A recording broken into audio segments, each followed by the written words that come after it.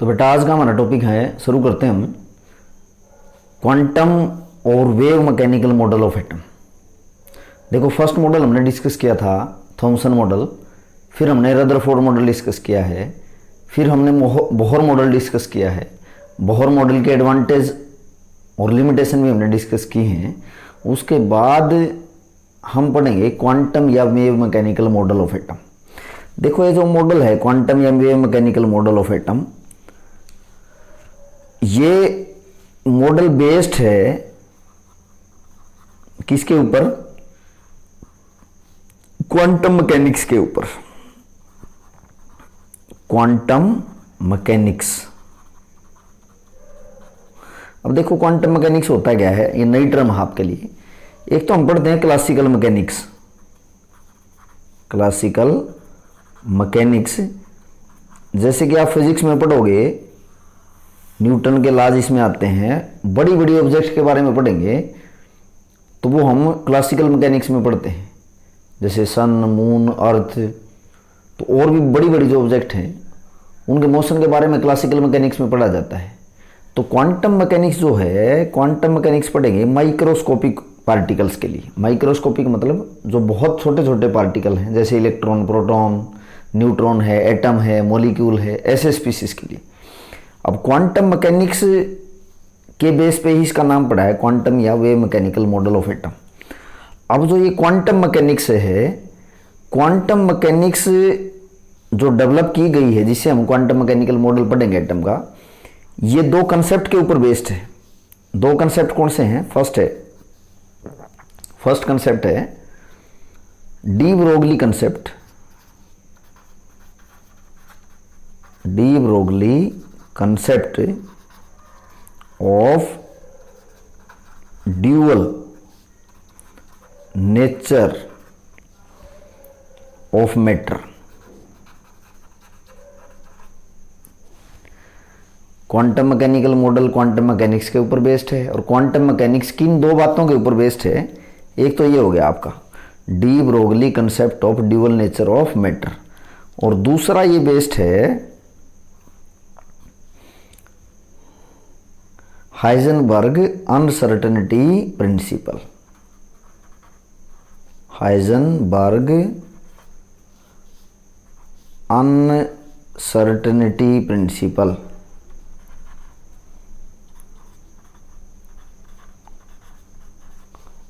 दूसरा कंसेप्ट ये। इन दोनों के ऊपर de Broglie concept of dual nature of matter and Heisenberg uncertainty principle, इन दोनों के बेस पे हम क्वांटम मैकेनिक्स पढ़ेंगे, और क्वांटम मैकेनिक्स के ऊपर ये मॉडल आपका बेस्ड है क्वांटम या wave mechanical model of atom. तो शुरू करते हैं हम। ये डिस्कस करेंगे D Broglie concept of dual nature of matter क्या होता है, और हाइजेनबर्ग अनसर्टेनिटी प्रिंसिपल क्या है, और इनसे रिलेटेड न्यूमेरिकल्स भी हमारे आते हैं। देखो भाई, जैसे फर्स्ट आपका de Broglie concept of dual nature of matter. Matter के बारे में हम पढ़ के आए हैं, तो ये डिस्कस करेंगे यहाँ पे। देखो डी ब्रोगली जो है ना, ये साइंटिस्ट का नाम है, पूरा नाम है इसका लुइस डी ब्रोगली। ये साइंटिस्ट का नाम है पूरा लुइस डी ब्रोगली। इसके ऊपर ही बेस्ड है D Broglie concept of dual nature of matter. अब देखो क्या होता है भाई, जैसे हम अब से पहले इलेक्ट्रोमैग्नेटिक वेव थ्योरी पढ़ के आए, उसमें हमने क्या पढ़ा है कि जैसे फोटोन है, इलेक्ट्रोमैग्नेटिक रेडिएशन आप पढ़ के आए हो ना, जैसे एक्स रेज, यूवी रेज। तो जैसे फोटोन है, फोटोन का जैसे दो तरह का बिहेवियर होता है, टू टाइप ऑफ बिहेवियर। कौन कौन सा दो तरह का बिहेवियर हम पढ़ के आए हैं लाइट का? तो एक तो वेव नेचर हम पढ़ के आए हैं कि वेव की तरह बिहेव करती है लाइट या फोटोन। दूसरा पार्टिकल की तरह बिहेव करते हैं। हम पढ़ के आए हैं जो फोटोन है, ये दो तरह का बिहेवियर शो करते हैं, वेव की तरह भी बिहेव करते हैं और पार्टिकल की तरह भी बिहेव करते हैं। अब यही बात हम अप्लाई करते हैं जो मेटेरियल पार्टिकल होते हैं, जैसे इलेक्ट्रॉन है, प्रोटॉन है, न्यूट्रॉन है, एटम है, इनके बारे में बात करेंगे। तो जैसे मैं कह रहा हूँ कि जो फोटोन है उनका दो तरह का बिहेवियर होता है, ऐसे ही जो मेटीरियल पार्टिकल हैं, जैसे मैं कह रहा हूँ कि इलेक्ट्रॉन्स, प्रोटॉन्स, न्यूट्रॉन्स, एटम है, मॉलिक्यूल हैं, या कोई और छोटी ऑब्जेक्ट है, ये जो पार्टिकल हैं इनका भी दो तरह का बिहेवियर होता है, टू टाइप ऑफ बिहेवियर। कौन सा? वेव की तरह भी बिहेव करते हैं और मटेरियल पार्टिकल की तरह भी बिहेव करते हैं। यानी कि जैसे लाइट का दो तरह का बिहेवियर है, ऐसे ही मटेरियल जो पार्टिकल हैं, जो बहुत छोटे पार्टिकल हैं, जैसे आप यहाँ पे लिखा हुआ है, इनका भी दो तरह का बिहेवियर होता है, वेव की तरह भी और पार्टिकल की तरह भी ये बिहेव करते हैं। अब देखो, अब हम इसकी डेरिवेशन करेंगे। डी ब्रोगली जो इक्वेशन आपको बताई है, डी ब्रोगली इक्वेशन क्या है? देखो कि अगर हम फोटोन की बात करें, किसकी बात करें बेटा? फोटोन की। लाइट का नेचर हम पढ़ के आए हैं। अगर फोटोन को हम वेव मानते हैं, photon is considered as wave, अगर फोटोन को कैसे माने? वेव की तरह माने, तो हम प्लैंक्स क्वांटम थ्योरी में फोटोन की एनर्जी कैसे पढ़ के आए हैं? Energy is directly proportional to frequency, और ये एच क्या है? प्रोपोर्शनलिटी कांस्टेंट है। यानी कि एनर्जी किस पे डिपेंड करती है? फ्रीक्वेंसी पे। यानी कि अगर हम फोटोन को क्या मानने बेटा? वेव की तरह मानते हैं, तो फोटोन की एनर्जी फ्रीक्वेंसी पे डिपेंड करती है, पहली बात। दूसरी बात है कि अगर हम फोटोन को पार्टिकल नेचर मानना जाए, is considered as particle, photon को अगर पार्टिकल मानना जाए, तब जो उसकी एनर्जी है फोटोन की, E is equal to mc²। ये तो आइंस्टीन इक्वेशन है भाई, और ये इसको क्या बोलते हो? ये किसके अकॉर्डिंग है? ये प्लैंक्स क्वांटम थ्योरी के अकॉर्डिंग है, जो हम पढ़ के आए हैं, प्लैंक्स क्वांटम थ्योरी। देखो दोबारा समझो, मैं कह रहा हूँ कि जैसे मेटल पार्टिकल होते हैं, इलेक्ट्रॉन, प्रोटॉन, न्यूट्रॉन्स, इनका दो तरह का बिहेवियर होता है, वेव की तरह बिहेव करते हैं और पार्टिकल की तरह भी। अब मैं कह रहा हूँ कि जैसे फोटोन को अगर वेव नेचर का मानते हैं, तो उसकी एनर्जी किस पे डिपेंड करेगी बेटा? फ्रीक्वेंसी पे। और अगर फोटोन को पार्टिकल माना जाता है, तब उसकी एनर्जी किसके इक्वल है? mc²। m मास है फोटोन का, m यहाँ क्या है? Mass of photon. This m represent mass of photon, और जो c है यहाँ पे, c क्या रिप्रेजेंट करता है? वेलोसिटी ऑफ लाइट को ये रिप्रेजेंट करता है। अब दो चीज़ें पढ़ ली हमने, एनर्जी जो है h न्यू के इक्वल है, और एनर्जी और किसके इक्वल है? mc² के। जैसे ये फर्स्ट इक्वेशन हो गई, ये आपकी सेकंड इक्वेशन है।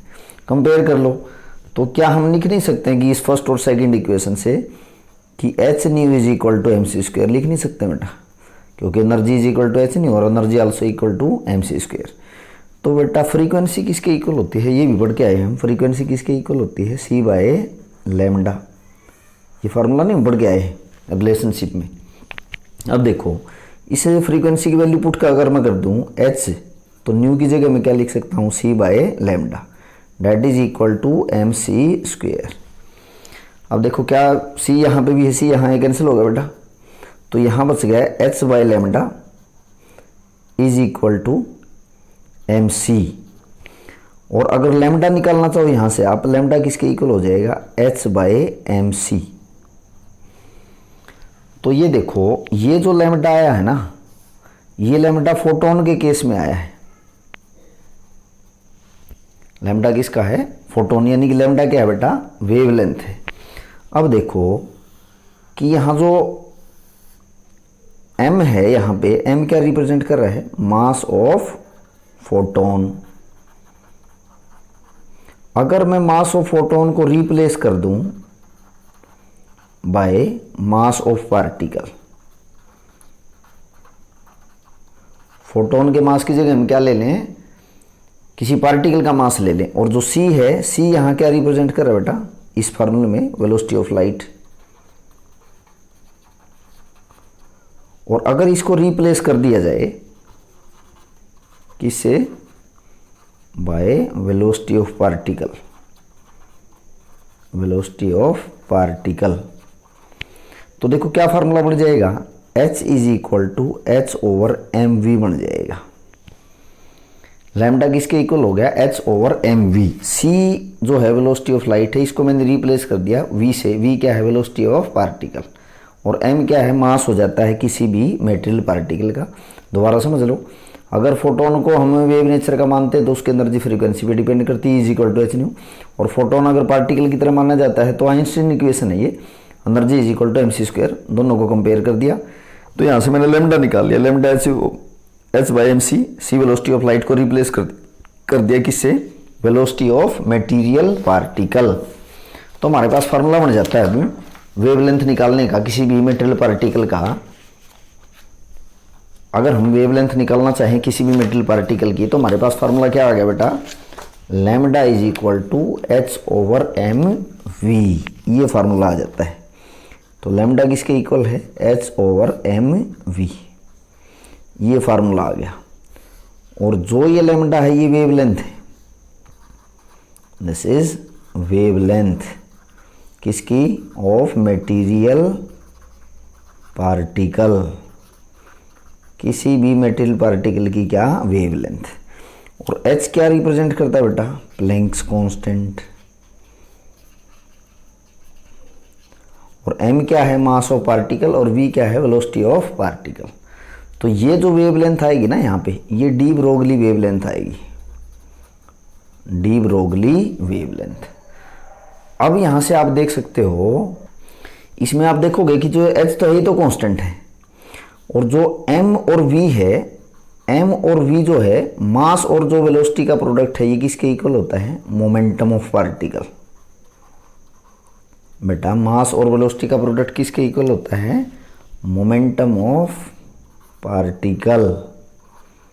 और जो एम वी है मोमेंटम ऑफ पार्टिकल, इसकी जगह हम क्या लिखते हैं, p लिखते हैं।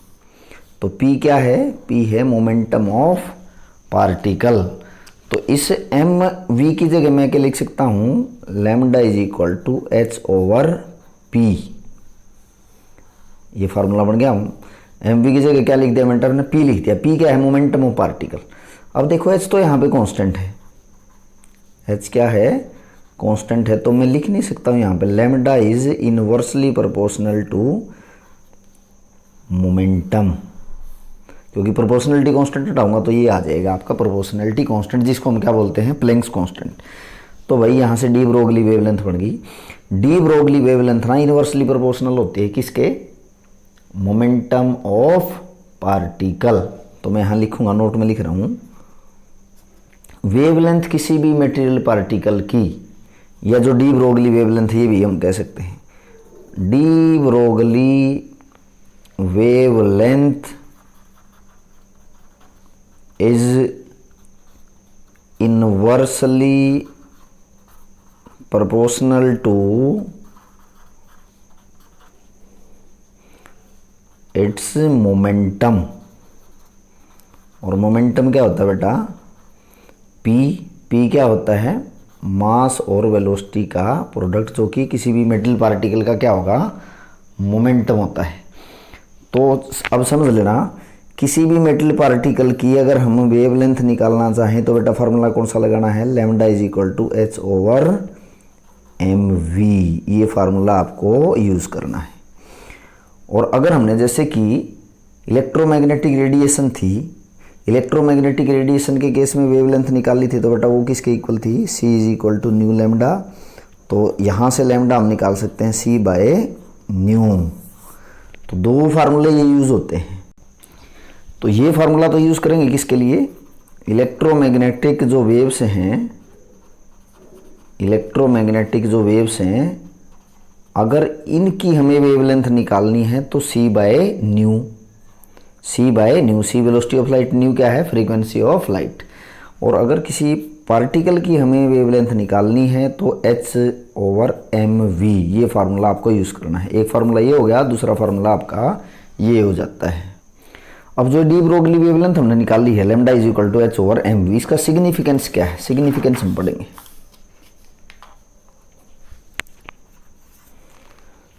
सिग्निफिकेंस ऑफ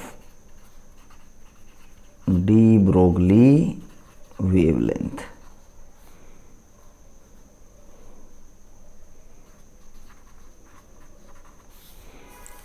सिग्निफिकेंस कहाँ आपका यूज होगा, ये क्या सिग्निफिकेंस है इसका डी ब्रोगली वेवलेंथ का? अब देखो जी, lambda is equal to H over M we, ये फार्मूला हमने यूज करा है भाई। देखो अगर मैं कह रहा हूं कि इलेक्ट्रॉन है, जैसे इलेक्ट्रॉन का मास कितना होता है बेटा? 9.11 इंटू 10 की पावर -28 ग्राम। जैसे एक तो आपके पास इलेक्ट्रॉन है, और एक मैं कह रहा हूं कि जैसे कोई बॉल है, जैसे मैंने इसका मास कह दिया कि इसका मास है कि जैसे कह दिया कि 1 किलोग्राम सपोज। अब आप देखोगे कि यहाँ मास जो है इनवर्सली प्रोपोर्शनल है लैम्डा के, यानी कि अगर कोई पार्टिकल है m मास का और किसी भी वेलोसिटी से मूव कर रहा है, तो जितना मास ज़्यादा होगा ना, किसी ऑब्जेक्ट का जितना ज़्यादा मास होगा v वेलोसिटी से मूव कर रहा है, तो उसका वेवलेंथ उतना ही कम हो जाएगा। तो आप कंपेयर करना, कोई इलेक्ट्रॉन या बॉल है, इसका मास ये है, इसका मास ये है, तो इसमें से मास किसका ज़्यादा है भाई? बॉल का ज़्यादा मास है। कितना है? 1000 ग्राम। और ये कितना है? 10 की पावर -28 ग्राम। इसके कंपैरिजन में तो नेग्लिजिबल है। यानी कि जिस भी ऑब्जेक्ट का मास बहुत ज़्यादा होगा ना, उसका लैम्डा बहुत छोटा होगा।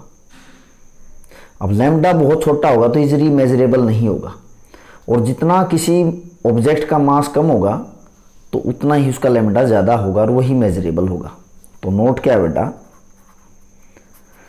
सिग्निफिकेंस जो है ना डी ब्रोगली वेवलेंथ की, सिर्फ माइक्रोस्कोपिक पार्टिकल के लिए है, ओनली फॉर माइक्रोस्कोपिक पार्टिकल। और माइक्रोस्कोपिक पार्टिकल कौन से होंगे? जो बहुत छोटे पार्टिकल हैं, स्मॉल पार्टिकल्स। क्योंकि मैं कह रहा हूँ बेटा, बहुत छोटे पार्टिकल हैं, छोटे पार्टिकल का मास बहुत कम होगा, और जिसका मास बहुत कम होगा उसका लैम्डा बहुत ज़्यादा होगा, और लैम्डा अगर बहुत ज़्यादा है तो उसकी वैल्यू मेजरेबल होगी। तो मैं यही कह रहा हूँ कि जो डी ब्रोगली वेवलेंथ है वो सिर्फ और सिर्फ सिग्निफिकेंस है किसके लिए? Microscopic particle. बिकॉज मैं यहाँ पे लिख रहा हूँ, smaller the mass of object, greater is the wavelength which can be measurable,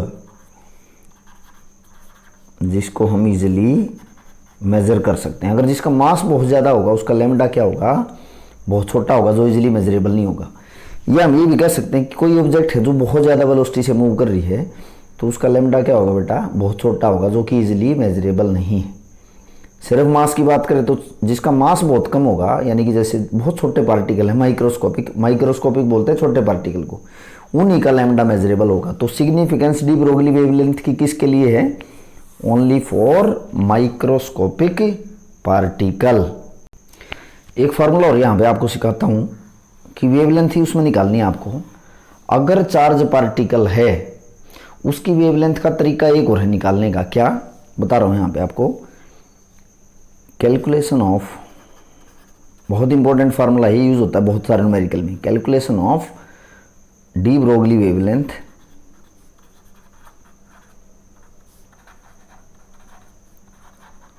calculation of de Broglie wavelength of electron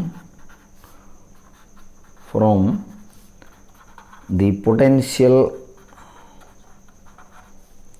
applied to accelerate it.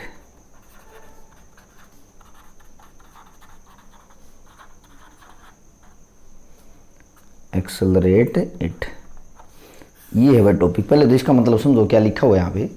मेरे को डी ब्रोगली वेवलेंथ निकालनी है, किसकी? इलेक्ट्रॉन की। कब?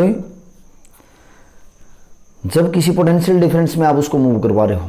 जैसे मैं कह रहा हूँ बेटा, ये जैसे पॉजिटिव प्लेट है और ये नेगेटिव प्लेट है, और इन दोनों प्लेट्स के बीच में जो पोटेंशियल डिफरेंस है वो 1 वोल्ट है, 1 वोल्ट पोटेंशियल डिफरेंस है, और 1 वोल्ट पोटेंशियल डिफरेंस में इस इलेक्ट्रॉन को मूव करवाया जा रहा है, इलेक्ट्रॉन मूव कर रहा है। तो जब कोई इलेक्ट्रॉन 1 वोल्ट पोटेंशियल डिफरेंस या किसी भी इलेक्ट्रॉन किसी भी पोटेंशियल डिफरेंस में मूव करवाया जाएगा, तो जो ये इलेक्ट्रॉन होगा इसकी वेवलेंथ अगर हमें निकालनी है तो उसका फार्मूला यहाँ पे मैं बता रहा हूँ आपको, दोबारा समझ लो। कोई प्लेट लगा रखी है पॉजिटिव और नेगेटिव, इनके बीच में कोई पोटेंशियल डिफरेंस है, 1 वोल्ट भी हो सकता है, 10 वोल्ट भी हो सकता है, 1000 वोल्ट भी हो सकता है, कितना भी हो सकता है। मैं तो 1 वोल्ट के लिए बता रहा हूँ कि जैसे 1 वोल्ट पोटेंशियल डिफरेंस यहाँ पे प्लेट्स के बीच में है, तो और यहाँ इलेक्ट्रॉन मूव करवाया जा रहा है, तो इसकी वेवलेंथ हम निकाल लेंगे। अब इससे पहले भी वैसे तो मैं बता चुका हूँ, दोबारा समझो। किसी भी इलेक्ट्रॉन की एनर्जी, ये जो इलेक्ट्रॉन की एनर्जी है, एनर्जी किसके इक्वल होती है बेटा? Charge into potential difference, charge into potential difference, ये किसके इक्वल होती है? जो इलेक्ट्रॉन की एनर्जी बनेगी। जैसे अगर मैं ये कह दूं कि 1 वोल्ट पोटेंशियल डिफरेंस में ये इलेक्ट्रॉन जो है मूव करवाया जा रहा है, और इलेक्ट्रॉन के ऊपर चार्ज कितना है? 1.6 इंटू 10 की पावर -19 कूलम, इतना चार्ज होता है किसके ऊपर? इलेक्ट्रॉन के ऊपर। तो क्या हम यहाँ से वेवलेंथ नहीं निकाल सकते? तो देखेंगे कैसे यहाँ से वेवलेंथ हम निकालेंगे। समझो एक बार, मैं ये कह रहा हूँ कि इलेक्ट्रॉन की जो एनर्जी बनेगी, एनर्जी किसके इक्वल होगी? Charge into potential difference. C क्या है? चार्ज, और वी क्या है? Potential difference. चार्ज को हम ई से भी लिख सकते हैं, भाई ई चार्ज है, ये मैं लिख देता हूँ यहाँ पे, charge into potential difference. Electron की एनर्जी इतनी इसमें बन जाएगी। अब देखो, मैं कह रहा हूँ कि इलेक्ट्रॉन के ऊपर ई चार्ज है और वी पोटेंशियल डिफरेंस है, तो इतनी एनर्जी बन जाएगी इलेक्ट्रॉन की। जैसे मैं कह रहा हूँ इलेक्ट्रॉन के ऊपर चार्ज कितना होता है बेटा? 1.6 इंटू 10 की पावर -19 कूलम, और जैसे 1 वोल्ट पोटेंशियल डिफरेंस हो जाए तो ये इस इलेक्ट्रॉन की क्या बन जाएगी? एनर्जी बन जाएगी। तो मैं क्या लिखूंगा? 1.6 इंटू 10 की पावर -19 जूल। अब समझ लो, जब किसी इलेक्ट्रॉन को 1 वोल्ट पोटेंशियल डिफरेंस में मूव करवाया जाएगा तो उसकी एनर्जी इतनी बन जाएगी। 10 वोल्ट इलेक्ट्रॉन वोल्ट मूव में 10 वोल्ट पोटेंशियल डिफरेंस में मूव करवाया जाएगा तो उसकी एनर्जी हम निकाल सकते हैं। यानी कि पोटेंशियल डिफरेंस की वैल्यू यहाँ कितनी रख दो? 10 रख दो, तो कितना हो जाएगा? 1.6 इंटू 10 की पावर -18 जूल हो जाएगा। अब देखो, मैं कह रहा हूँ कि जो ये प्लेट्स लगा रखी हैं, इनके बीच में कुछ पोटेंशियल डिफरेंस आपने लगा रखा है, इलेक्ट्रॉन इसमें मूव कर रहा है, तो जो इलेक्ट्रॉन इसमें मूव करेगा वही उसकी क्या बन जाएगी? काइनेटिक एनर्जी बन जाएगी। तो मैं क्या लिखूंगा? काइनेटिक एनर्जी किसके इक्वल होती है बेटा? काइनेटिक एनर्जी ½ mv² के इक्वल होती है। जो ये बातें बताई हैं आपको, इनको ध्यान से समझना। काइनेटिक एनर्जी किसकी? मूविंग इलेक्ट्रॉन की, जब वो किसी पोटेंशियल डिफरेंस में मूव करवाया जा रहा है, किसके इक्वल है? ½ mv² के इक्वल है। तो अगर मैं यहाँ से v निकालूँ बेटा, v² किसके इक्वल हो जाएगा? 2 इसके साथ मल्टीप्लाई, ट्वाइस ऑफ एनर्जी लिख दूँ। ई का मतलब क्या है? एनर्जी। एनर्जी कौन सी? Kinetic energy. ये इसके साथ मल्टीप्लाई चला गया, और ये इसके साथ मल्टीप्लाई है, इधर आ गया। और अगर वेलोसिटी निकाली जाए तो 2e/m, और इसका क्या हो जाएगा? रूट हो जाएगा। और हम क्या पढ़ के आए हैं बेटा? वेवलेंथ कैसे निकाल लेंगे? वेवलेंथ निकालते हैं लैम्डा = h/mv, और ये वेलोसिटी की जो वैल्यू है ये यहाँ पे पुट कर दो आप। वेलोसिटी किसके इक्वल है? ये v क्या है बेटा? v वेलोसिटी है, यहाँ से निकाली, ½ mv²। v² किसके इक्वल हो गया? ये 2 इसके साथ मल्टीप्लाई चला गया। 2 काइनेटिक एनर्जी, ई काइनेटिक एनर्जी की जगह मैंने ई लिख दिया, ये m इसके साथ मल्टीप्लाई इधर आ गया। तो v क्या है? वेलोसिटी ऑफ इलेक्ट्रॉन, 2em/रूट। तो लैम्डा कैसे होता है भाई? लैम्डा होता है h/mv। तो यहाँ से अगर मैं लैम्डा निकाल लूँगा तो इसकी v की वैल्यू पुट कर दूँगा यहाँ से, तो 2e/m, और v की वैल्यू क्या है? v की वैल्यू आप पुट कर दो भाई। v की वैल्यू क्या है बेटा? v की वैल्यू ये है, तो क्या लिखोगे? v की वैल्यू 2e/m का रूट हो जाएगा। अब देखो, इसको मैं कैसे लिख सकता हूँ? इसको मैं यहाँ लिख देता हूँ, तो ये आ गया आपके पास lambda = 2e/m m into root of m over 2e, ये आपके पास बन गया। अब देखो भाई, इस m को मैं कैसे लिख सकता हूँ, 2e बाय m को कैसे लिख सकता हूँ बेटा, root m into root m लिख सकते हैं, बिल्कुल। इसे क्या आ जाएगा, m आ जाएगा, और ये है आपके पास m मास है और 2e, तो देखो क्या कैंसिल हो रहा है, रूट ऑफ m से रूट ऑफ m कैंसिल हो गया, तो क्या बच गया भाई, लैम्डा इज इक्वल टू देखो बेटा, स्टेप हमने यहाँ से ना थोड़ा सा गलत लिख दिया, यहाँ हम लिखेंगे लैम्डा, इसको मैं कट कर देता हूँ यहाँ से, यहाँ लिखा है lambda is equal to H over M we, ये हमने यहाँ से एच लिख दिया था जबकि लिखना था लैम्डा, ये यहाँ से कट कर रहा हूँ मैं, तो lambda is equal to H over M V, V की वैल्यू यहाँ से पुट करनी है आपको, वी के लिए यहाँ से हम पुट कर देंगे, ये है वी की वैल्यू आपकी, वी की वैल्यू पुट करेंगे बेटा, lambda is equal to H over M we, तो इसकी वैल्यू पुट करो, वी की क्या वैल्यू है, वी की वैल्यू है 2e बाय m, ये वैल्यू है वी की, तो इसको लिखूंगा मैं m को, अब वो मैं यहाँ पे गलत कर दिया था हमने step, lambda is equal to H over root of m into root of m into m over 2e का रूट है ये, तो ये इसे कैंसिल हो गया, तो यहाँ से क्या आया, lambda is equal to H over 2e का lambda is equal to H root से बाहर है, 2e है और ये रूट है m का, ये हो गया भाई, lambda is equal to H over 2em का रूट हो गया। दोबारा देख लो एक बार, काइनेटिक एनर्जी कैसे लिखेंगे, इलेक्ट्रॉन की moving electron half m v square किसके इक्वल बेटा, 2e बाई एम, वी किसके इक्वल होगा 2e बाई एम का रूट, और लैम्डा किसके इक्वल होगा h ओवर एम वी, और v की वैल्यू यहाँ से पुट करनी है, lambda is equal to H over M we, तो lambda h by m, v की वैल्यू पुट कर दी, ये है 2e बाई एम, इसको मैं लिख सकता हूँ root M into root M, तो रूट एम से रूट एम कैंसिल हो गया, lambda is equal to H over 2em, ये आपके पास बच जाएगा। नेक्स्ट पेज पे आगे इसको सोल्व करेंगे, तो बेटा लैम्डा किसके इक्वल आ गया, लैम्डा आ गया आपके पास h ओवर 2em का रूट हो जाता है, और देखो E क्या है यहाँ पे, E आपकी काइनेटिक एनर्जी है, और काइनेटिक एनर्जी की जगह हम क्या लिख सकते हैं बेटा, इलेक्ट्रॉन वोल्ट, क्योंकि जितना पोटेंशियल डिफरेंस आपने मूव करवाया है इलेक्ट्रॉन के ऊपर, या किसी इलेक्ट्रॉन को भी पोटेंशियल डिफरेंस में आप एक्सेलरेट कर रहे हो, तो वही तो उसकी काइनेटिक एनर्जी बन जाएगी, यानी कि इस E की जगह मैं क्या लिख सकता हूँ, E भी लिख सकता हूँ, तो ये भी लिख सकता हूँ h ओवर 2, E की जगह क्या लिखेंगे, E भी लिखेंगे, और इसका क्या हो जाएगा, रूट हो जाएगा, तो ये भी एक फार्मूला बन गया आपके पास, lambda is equal to h over twice m EV, और m क्या है बेटा, mass of electron, mass of electron, E क्या है, चार्ज ऑन इलेक्ट्रॉन, और V क्या है, potential difference, V is potential difference. अब देखो भाई, यहाँ से H क्या है, प्लैंक्स कांस्टेंट, अगर इनकी वैल्यू पुट कर दी जाए, लैम्डा किसके इक्वल है, H की वैल्यू रख रहा हूँ 6.626 इंटू 10 की पावर -34, और जो ये m है, m मास है इलेक्ट्रॉन का, ये वैल्यू पुट कर दे 9.11 इंटू 10 की पावर -31 किलोग्राम, और E है इलेक्ट्रॉन, जो कि इलेक्ट्रॉन पे कितना चार्ज है 1.6 इंटू 10 की power -19 coulomb.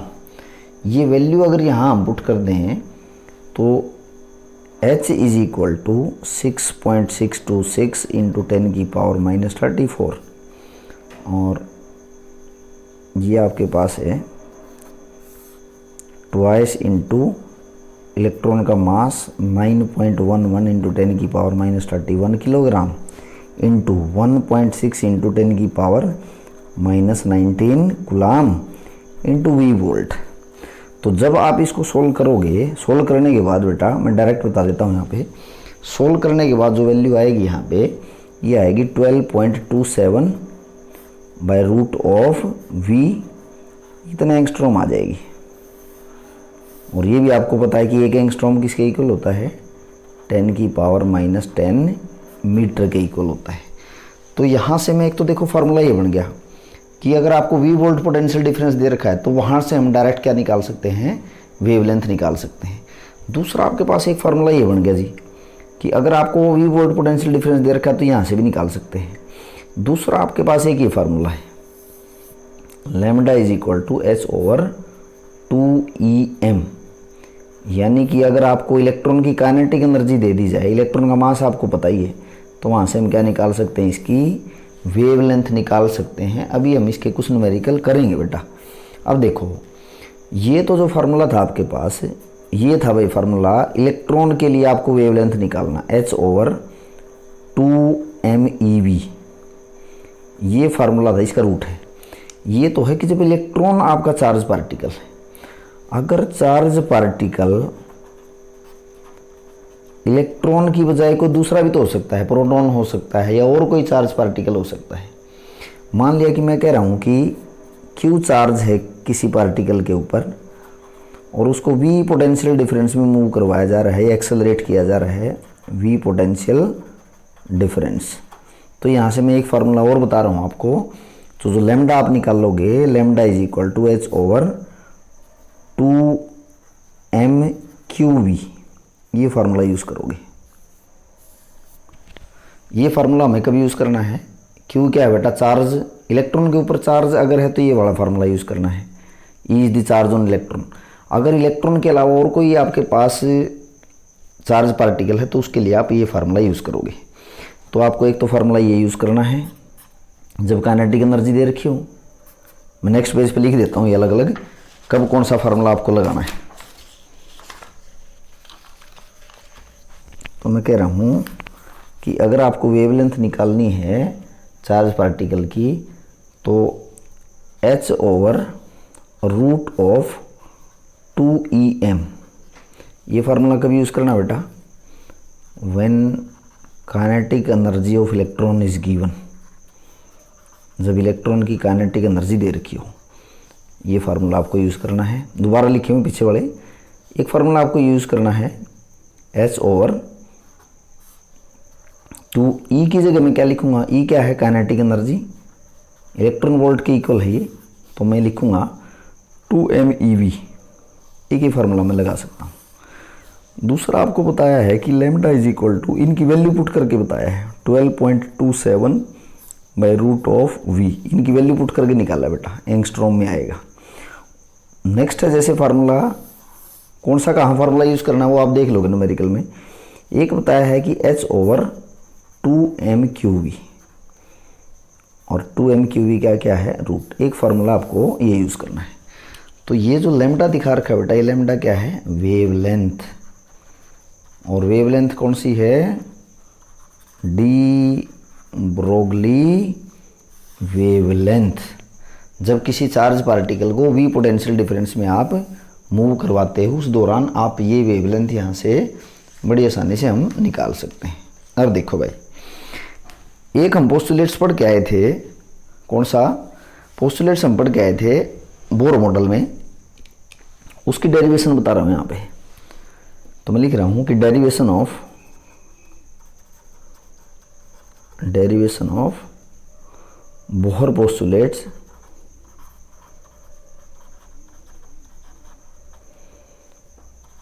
Of angular momentum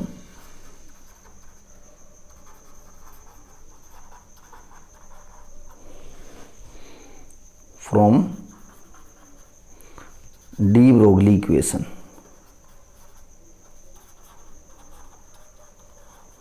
ये ड्राइव करा रहा हूं। अब देखो, derivation of Bohr postulates of angular momentum from de Broglie equation.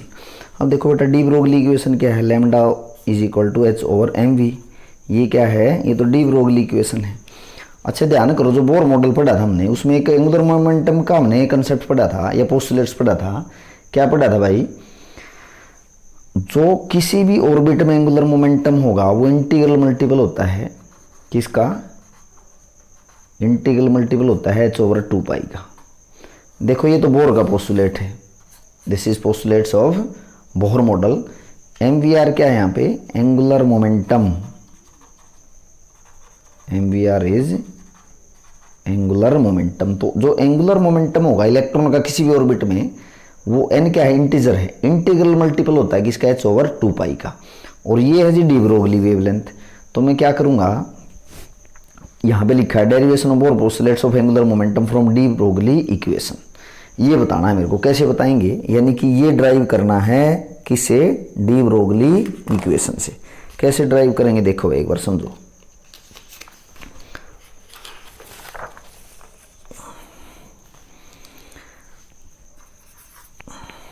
अब समझना, जब आप ये पढ़ के आए हो कि न्यूक्लियस है, न्यूक्लियस के बाहर आप क्या पढ़ के आए हो? बोर मॉडल में, बोर मॉडल में न्यूक्लियस के बाहर हम क्या पढ़ के आए हैं?